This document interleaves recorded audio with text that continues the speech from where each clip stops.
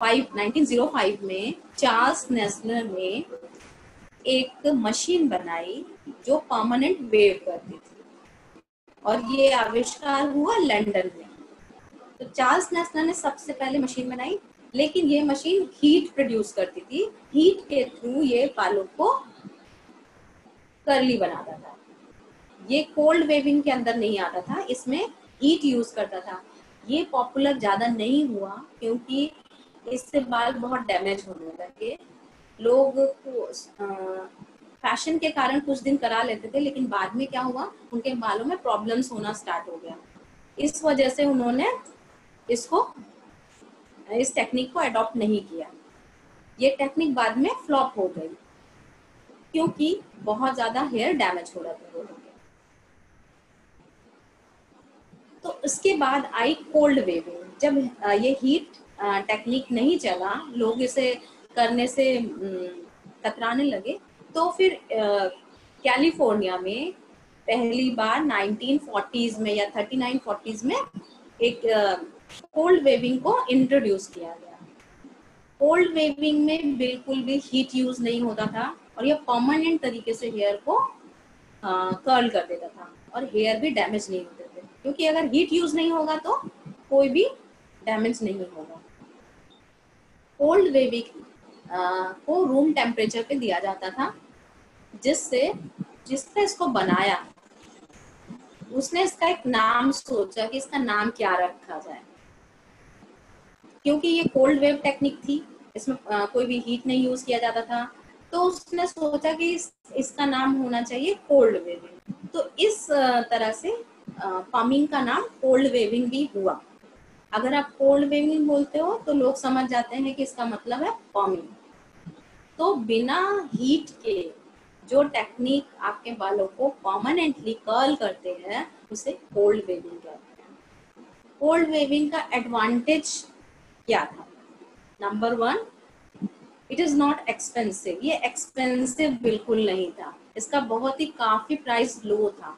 जैसे heat technique जो थी वो काफी हाई प्राइस उसका होता था, क्योंकि उसमें मशीन यूज होती थी, टेक्निक यूज होता था, काफी टाइम टेकिंग था।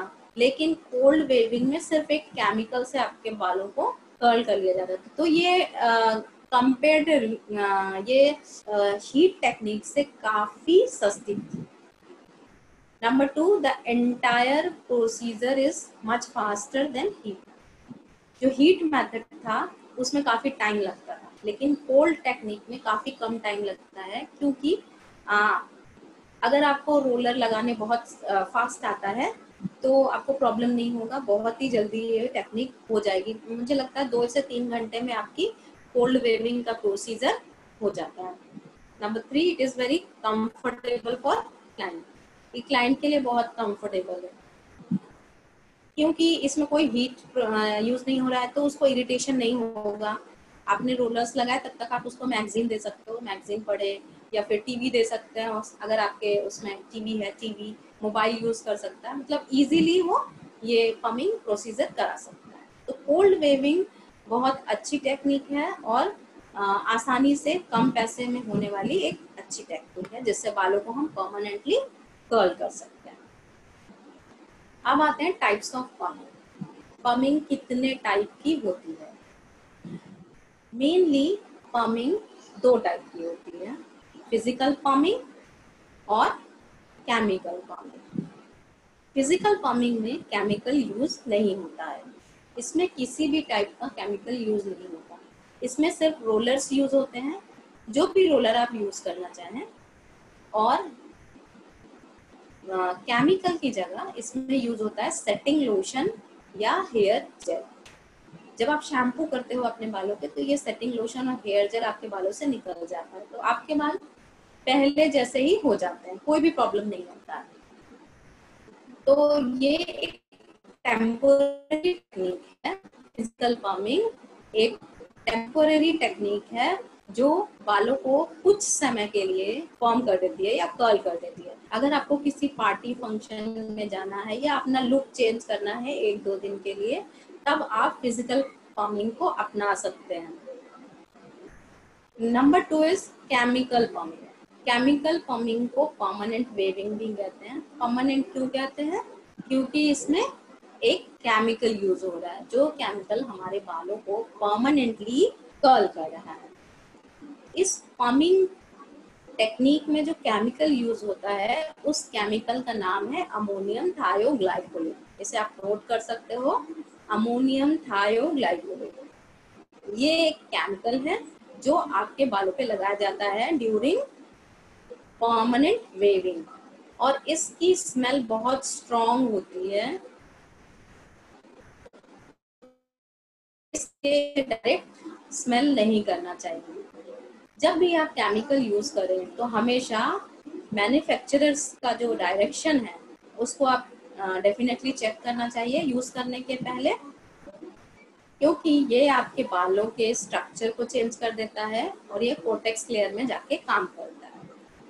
आप जब फिजिकल पमिंग करते हो तो ये सिर्फ आपके क्यूटिकल लेयर पे काम करता है, ये बालों में अंदर तक नहीं जाता। लेकिन जब आप केमिकल पमिंग करते हैं, न्यूट्रलाइजर और अमोनियम थायोग्लाइकोलेट यूज करेंगे, तो ये आपके कॉर्टेक्स लेयर पे, मतलब आपके हेयर की सेकेंड लेयर पे काम करेगा। पहले भी मैंने आपको बताया था हेयर के 3 लेयर होते हैं, cuticle, cortex and medulla. Cuticle outer layer होती है, कॉर्टेक्स मिडिल लेयर और मेडुला इनर मोस्ट लेयर। तो अगर फिजिकल आप पमिंग करते हैं तो सेटिंग लोशन और जेल कहाँ काम करेगा? आपके क्यूटिकल पे, मतलब फर्स्ट लेयर पे। जब आप शैम्पू करोगे तो वो आपके हेयर से निकल जाएगा। केमिकल पमिंग आपके हेयर के सेकेंड लेयर पे काम करता है, मतलब कॉर्टेक्स लेयर पे काम करता है, जिससे आपके बाल परमानेंटली कर्ल हो जाए। तो 2 टाइप की पमिंग होती है, फिजिकल पमिंग जो कि टेम्पोररी होती है, और केमिकल पमिंग जो परमानेंट होती है, और इसमें केमिकल यूज होता है जिस केमिकल का नाम है अमोनियम थायोग्लाइकोलेट। और इस वेविंग लोशन के साथ साथ आपको न्यूट्रलाइजर भी यूज करना होता है। न्यूट्रलाइजर आपके बालों के जो बॉन्ड है उसको फिक्स कर देता है। अमोनियम थायोग्लाइकोलेट क्या करता है? बॉन्ड को चेंज कर देता है। अगर आपके हेयर, आपने जैसा रोलर लगाया है वैसे ही आपके हेयर को ये फिक्स कर देगा, चेंज कर देगा, और न्यूट्रलाइजर उसको फिक्स कर देगा। अगर आपने न्यूट्रलाइजर नहीं लगाया तो आपका काम कंप्लीट नहीं होगा। Without neutraliser perming impossible. तो पमिंग के लिए अमोनियम थायोग्लाइकोलेट मतलब पमिंग लोशन और न्यूट्रलाइजर दोनों जरूरी है। अब आते हैं क्लाइंट कंसल्टेशन, जो सबसे इम्पॉर्टेंट पार्ट है किसी भी केमिकल प्रोसीजर का। अगर आपको केमिकल प्रोसीजर करना है तो आपको क्लाइंट कंसल्टेशन के बिना आप उसको स्टार्ट नहीं कर सकते। क्लाइंट कंसल्टेशन में आपको सबसे पहले, क्लाइंट जब आता है आपके पास, तो आपको क्लाइंट के बारे में पूरा डिटेल मालूम होना चाहिए कि वो क्या करता है, उसको कैसा फॉर्म चाहिए। अगर उसके पास फोटोग्राफ्स है तो आप फोटोग्राफ्स देख सकते हो। क्लाइंट को अच्छी तरह सुनना है, क्लाइंट क्या कह रहा है, क्योंकि जब तक आप उसको सुनोगे नहीं तब तक आपको पता नहीं चलेगा कि एग्जैक्ट आपको फाइनल क्या लेके आना है। तो क्लाइंट को पहले अच्छी तरह से सुनिए, उसके बाद आप क्लाइंट के लाइफस्टाइल को पूछिए, क्लाइंट क्या करता है, उसका प्रोफेशन क्या है, वर्किंग आवर्स क्या है, उसका स्टेटस क्या है। क्योंकि जो आपको पमिंग करने के बाद आफ्टर केयर बहुत सारा करना होता है, आफ्टर केयर और डूज एंड डोंट्स बहुत सारे होते हैं, तो वो क्लाइंट को आपको बताना पड़ेगा। तो मेंटेन करेगा कि नहीं क्लाइंट, वो जानना बहुत जरूरी है। मान लीजिए आपने बोला कि स्पा कराना पड़ेगा, अगर आपने पमिंग किया है तो बाल डैमेज ना हो इसके लिए आपको स्पा करना पड़ेगा। 15 दिन में एक बार आपको स्पा करना पड़ेगा। लेकिन अगर क्लाइंट का लाइफस्टाइल ऐसा है कि वो अपने बालों को बहुत रफली रखता है, उसके पास टाइम नहीं है, या उसका जो स्टेटस ऐसा नहीं है कि वो सैलून में जाके स्पा करा है, तब आपको ऐसे क्लाइंट को पमिंग कराने से रोकना चाहिए और उसको उसको काफी कंसल्ट करेंगे कि वो पमिंग ना कराए। तो इसलिए उसकी लाइफस्टाइल को जानना बहुत जरूरी है। आप फोटोग्राफ से काम कर सकते हो। उसको क्लाइंट को फोटोग्राफ देखिए, जैसे इस पिक्चर में दिख रहा है, क्लाइंट को ये पिक्चर्स दिखाया जा रहा है। क्यों दिखाया जा रहा है? क्योंकि क्लाइंट को आप बताएंगे, आप क्लाइंट से पूछेंगे आपको कैसा लुक चाहिए, क्योंकि ये डिपेंड करता है क्लाइंट का हेयर कैसा है। तो क्लाइंट कंसल्टेशन में आप क्लाइंट को पिक्चर्स, फोटोग्राफ्स, मैगजीन, या क्लाइंट के पास अपना कुछ है जो जैसे वो चाहती है।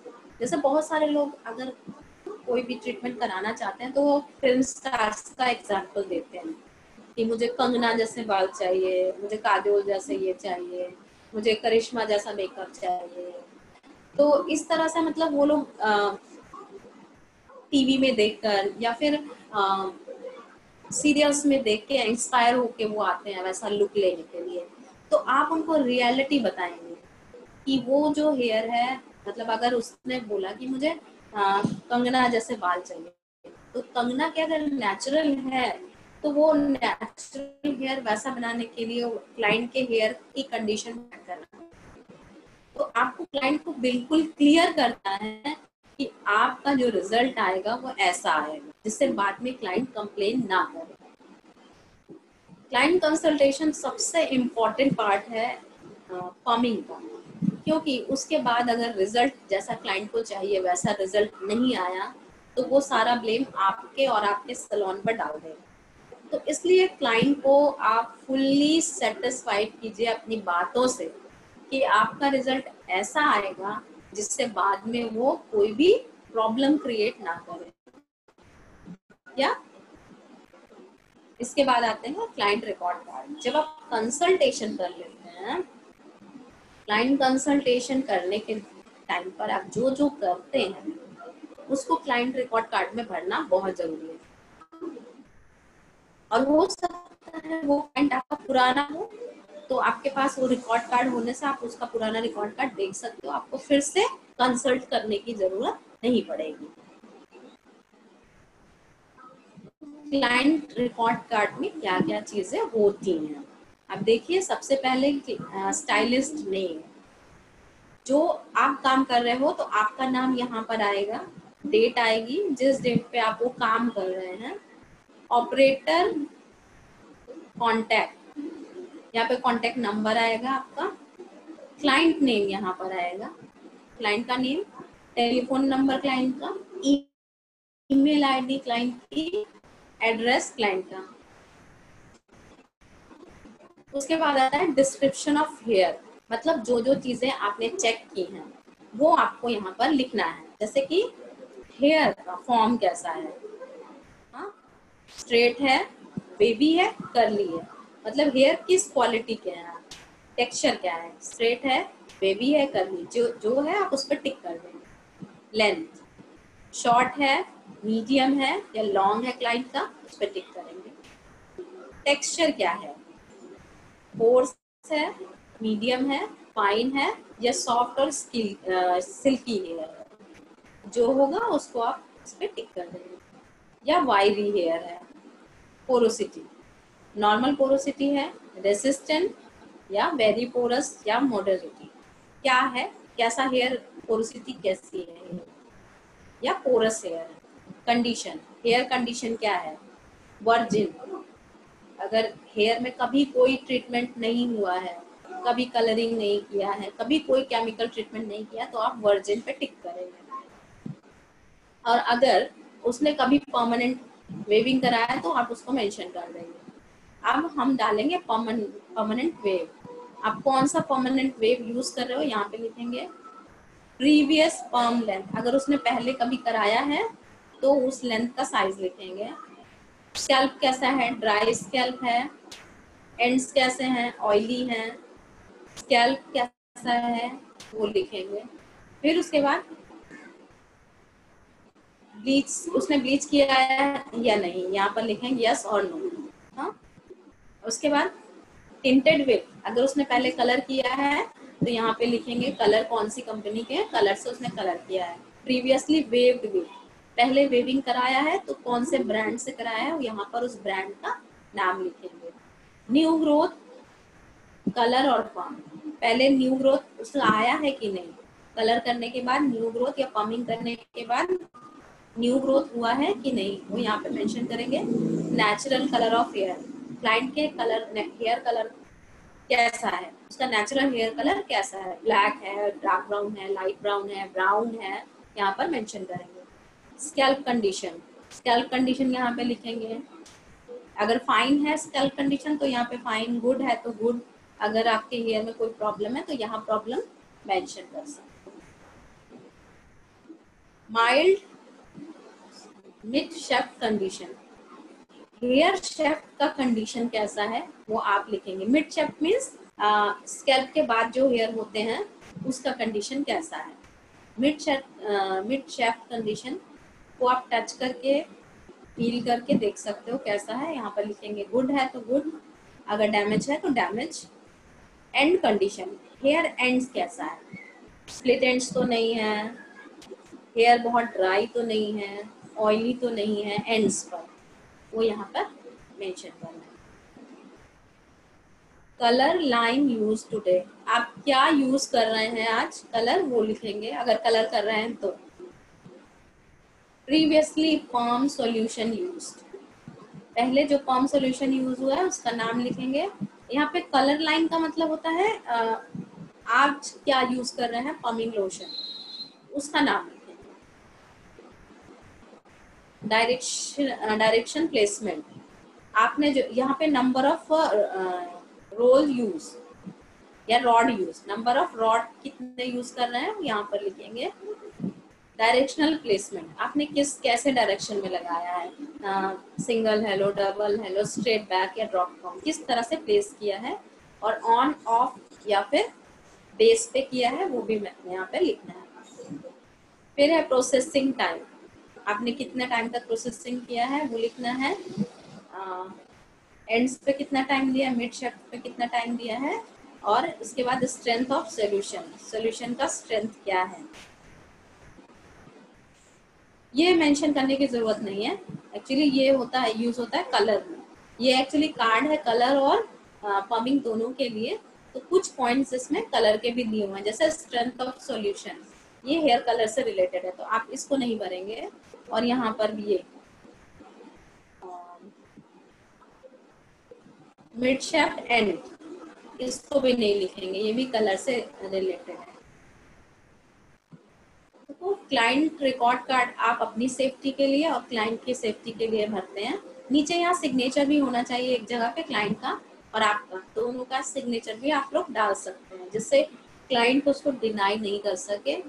क्लाइंट को भी पता है कि मेरा ये रिकॉर्ड कार्ड है, इसलिए यहाँ पर एक क्लाइंट सिग्नेचर और यहाँ पर एक स्टाइलिस्ट का सिग्नेचर होना चाहिए।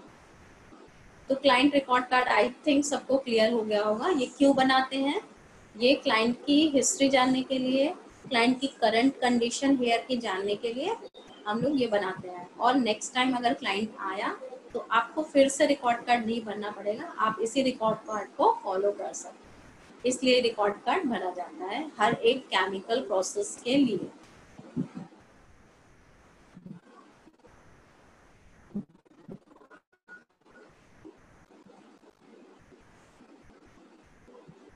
नेक्स्ट आता है, अब सबसे पहला काम हमें क्या करना है, स्कैल्प एनालिसिस। क्लाइंट कंसल्टेशन हो गया, उसका रिकॉर्ड कार्ड भर लिया। रिकॉर्ड कार्ड में कुछ चीजें आप बाद में भरेंगे, जैसे स्कैल्प कंडीशन है, हेयर एनालिसिस है, वो एनालिसिस करने के बाद। तो स्कैल्प एनालिसिस क्यों इम्पोर्टेंट है, केमिकल जब आप अप्लाई करते हो तो आपके हेयर या स्कैल्प में कोई भी प्रॉब्लम नहीं होना चाहिए। अगर आपके हेयर या स्कैल्प में कोई प्रॉब्लम है तो जब आप केमिकल लगाओगे तो वो आपको बहुत प्रॉब्लम कर सकता है। अगर आपके हेयर स्कैल्प में कट है या फिर आपके हेयर में कुछ प्रॉब्लम है, डिजीज है, कोई भी स्किन डिजीज या स्कैल्प डिजीज है, तो आपको पमिंग नहीं कराना चाहिए। तो ये एनालिसिस हम कब करेंगे, जब क्लाइंट कंसल्टेशन हो गया उसके बाद स्कैल्प एनालिसिस करेंगे कि उसके स्कैल्प में कोई प्रॉब्लम तो नहीं है, किसी प्रकार का कोई घाव, कट या फिर कोई फंगल इन्फेक्शन या फिर जुए भी हो सकते। अगर जिनके हेयर में जुए हैं उनके भी आप ये ट्रीटमेंट उनको नहीं देंगे, आप उनको क्लीन करके आने के लिए बोलेंगे, उसके बाद ही आपको ये प्रोसीजर करना है। Always refer the client to a physician if there is any cut or any disease। अगर कोई डिजीज है क्लाइंट को तो आप उसको तुरंत रेफर करेंगे किसके पास? फिजिशियन के पास। आप ऐसे क्लाइंट को बिल्कुल भी ट्रीट नहीं करेंगे जिसके स्कैल्प में कोई भी टाइप की प्रॉब्लम है। इवन अगर वो एक्स्ट्रा ड्राई भी है, डैंड्रफ भी है, तो भी आप उसको ट्रीट नहीं करेंगे। देखिए, स्कैल्प एनालिसिस आप मशीन से भी कर सकते हो और स्कैल्प एनालिसिस आप लोग अपने आंखों से भी कर सकते हो। उसके लिए किसी मशीन की जरूरत नहीं है, क्योंकि आप देख के भी पता लगा सकते हो। डैंड्रफ है अगर बालों में, वो दिख जाएगा। ड्राई है हेयर स्कैल्प, तो भी दिख जाएगा। आपके स्कैल्प में कोई फंगल इन्फेक्शन है तो भी आप देख सकते हो। किसी टाइप का डिजीज है, पैचेस हैं, या फिर एलोपेशिया का प्रॉब्लम है, हेयर फॉल ज़्यादा हो रहे हैं, तो भी आपको क्लाइंट को बिल्कुल भी ट्रीट नहीं करना। तो स्कैल्प एनालिसिस सबसे पहले करेंगे आप आफ्टर क्लाइंट कंसल्टेशन। उसके बाद हम हेयर एनालिसिस करेंगे। हेयर एनालिसिस के लिए आपको हेयर को चेक करना है, क्योंकि सारा काम आपको हेयर पे करना है। तो आप क्लाइंट का हेयर केमिकल ट्रीटमेंट के लिए तैयार है ये नहीं, इसके लिए आपको हेयर एनालिसिस करना है। हेयर एनालिसिस में क्या क्या हम देखेंगे?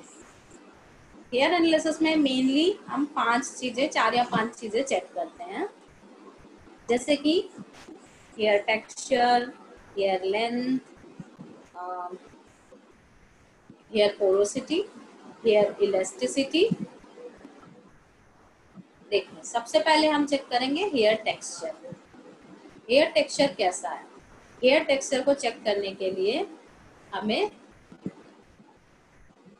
एक सिंगल स्ट्रैंड में जो हेयर है वो उसको देखना है कि हेयर टेक्सचर कैसा है। कोर्स, मीडियम एंड फाइन, मतलब बहुत मोटे हैं हेयर, मीडियम है, या फिर फाइन, बहुत पतले हेयर। तो ये होता है hair texture. Coarse hair, coarse hair मतलब बहुत ज्यादा मोटे हेयर है। ऐसे हेयर में डिफिकल्ट होगा परमानेंट वेव करना, क्योंकि इसमें सॉल्यूशन को पेनिट्रेट करना थोड़ा मुश्किल होगा और प्रोसेसिंग टाइम हमें ज्यादा देनी पड़ेगी। देखिए, it requires more processing time than medium और फाइन हेयर। मीडियम और फाइन हेयर से ज्यादा टाइम लगता है प्रोसेसिंग टाइम, मतलब आपको सॉल्यूशन ज्यादा टाइम तक ऐसे हेयर में रखना पड़ेगा, क्योंकि ये मोटे होते हैं तो केमिकल टाइम लेता है कॉर्टेक्स लेयर तक जाने के लिए। नेक्स्ट है medium hair. Medium hair coarse hair से पतला होता है और फाइन हेयर से मोटा होता है, तो इसको नॉर्मल हेयर भी बोल सकते हैं, और इसमें कोई भी प्रॉब्लम नहीं होती है फॉर्मिंग के दौरान। फाइन हेयर, फाइन हेयर में बहुत जल्दी काम हो जाता है, और लेकिन सबसे ज्यादा डैमेज होने के चांसेस फाइन हेयर में ही होते हैं, क्योंकि फाइन हेयर पतला होता है, ये लोशन को जल्दी एब्जॉर्ब कर लेता है। उसके बाद क्या होता है, आपके हेयर, अगर आपने लोशन टाइम पे नहीं निकाला तो आपके हेयर को तुरंत ये डैमेज कर देगा, और जिससे आपके हेयर डल, डैमेज और रफ हो जाएगा, ड्राई हो जाएगा, और हो सकता है ज़्यादा अगर आपने प्रोसेसिंग कर दिया है तो आपका हेयर बीच से टूट भी सकता है, या फिर तो आपके हाथ में भी आ सकता है निकल के। तो हेयर टेक्सचर चेक करना बहुत ज़रूरी है before any chemical treatment.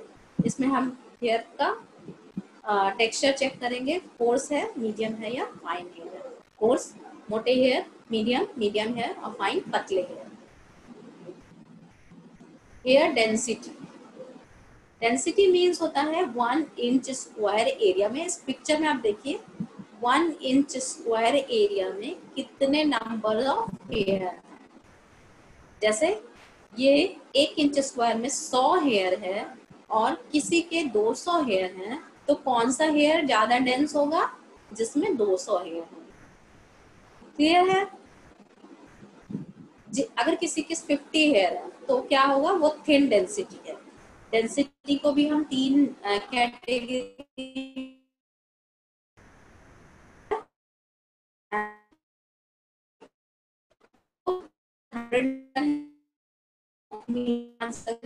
Hundred से ज्यादा है तो ये आपका डेंसिटी, और कम है तो ये हो जाएगा। इसको चेक करने के लिए 1 इंच स्क्वायर एरिया के हेयर काउंट किया जाता है। 1 इंच स्क्वायर में जितने हेयर हैं वो डिसाइड करता है कि आपके हेयर कितने डेंस हैं। तो पम्पिंग में हम ये चेक करते हैं, इसलिए चेक करते हैं क्योंकि अगर ज्यादा डेंसिटी है तो रोलर हमें बड़े साइज के लेने पड़ेंगे और पार्टिंग भी हमें चेंज करनी पड़ेगी। लेकिन अगर थिन डेंसिटी है तो आपको रोलर उसी हिसाब से चूज करना पड़ेगा। इसके बाद आता है hair elasticity. Elasticity means hair को जब आप खींचते हैं तो वो स्ट्रेच होके कितना आगे बढ़ता है। इलास्टिसिटी चेक करना जरूरी है क्योंकि अगर आपके हेयर में इलास्टिसिटी नहीं होगी तो केमिकल सर्विस सही नहीं आएगा, पम्पिंग क्लियर नहीं होगी। जब एक हेयर को हम स्ट्रेच करते हैं, पकड़ के इस पिक्चर में देखिए हेयर को स्ट्रेच किया जा रहा है। स्ट्रेच करने के बाद वो अपनी लेंथ से 1/5 बढ़ जाता है और छोड़ने पे वो अपनी कंडीशन में वापस आ जाता है, तब उस हेयर को हम इलास्टिक बोलेंगे। मतलब गुड इलास्टिसिटी, पुअर और नॉर्मल इलास्टिसिटी होती है। इस डायग्राम में आप देख सकते हो नॉर्मल लेंथ, ये आपके हेयर एक सिंगल हेयर है और उसका ये नॉर्मल लेंथ है। उसके बाद आपने इसको खींचा, स्ट्रेच किया, ये लिखा है स्ट्रेच ऑन पुलिंग। पुलिंग करने पे 1/5 बढ़ गया। देखिए ये नॉर्मल हेयर लेंथ है, आपने जब खींचा ये थोड़ा सा बढ़ गया। उसके बाद आपने इसको वापस छोड़ा, रिज्यूम ओरिजिनल लेंथ। जब आपने वापस छोड़ा तो ये अपनी लेंथ में वापस आ गया। ऐसे चेक करना है आपको किसी का भी केमिकल करने के पहले। सिंगल हेयर को लेके उसको थोड़ा सा खींचेंगे, स्ट्रेच करेंगे। अगर वो स्ट्रेच होता है और स्ट्रेच होने के बाद वापस अपनी जगह पर आ जाता है तो इसका मतलब है वो हेयर अच्छी कंडीशन में है, मतलब गुड इलास्टिसिटी है उस हेयर में। इसको एक बार फिर से समझेंगे। हेयर इलास्टिसिटी क्यों चेक करते हैं हम लोग? जिससे हेयर में अच्छा केमिकल है। इलास्टिसिटी नहीं होगी तो पम्पिंग अच्छी तरह से नहीं होगी, आपका हेयर कर्ल नहीं होगा जब तक इलास्टिसिटी नहीं होगी। अच्छा इलास्टिसिटी होगा तभी हेयर में अच्छे कर्ल्स बनेंगे। इसको चेक करने का तरीका, एक हेयर को हम खींचेंगे, उसके नॉर्मल लेंथ से वो अगर थोड़ा सा बढ़ जाता है और छोड़ने पे वापस वो अपनी कंडीशन में आ जाता है, that means here is good elastic. इसके बाद आते हैं हेयर पोरोसिटी। पोरोसिटी मतलब मॉइस्चर एब्जॉर्ब करने की एबिलिटी आपके हेयर में कितनी है। अगर आपका हेयर अच्छा एब्जॉर्ब करता है हेयर को तो इसका मतलब है कि आपके हेयर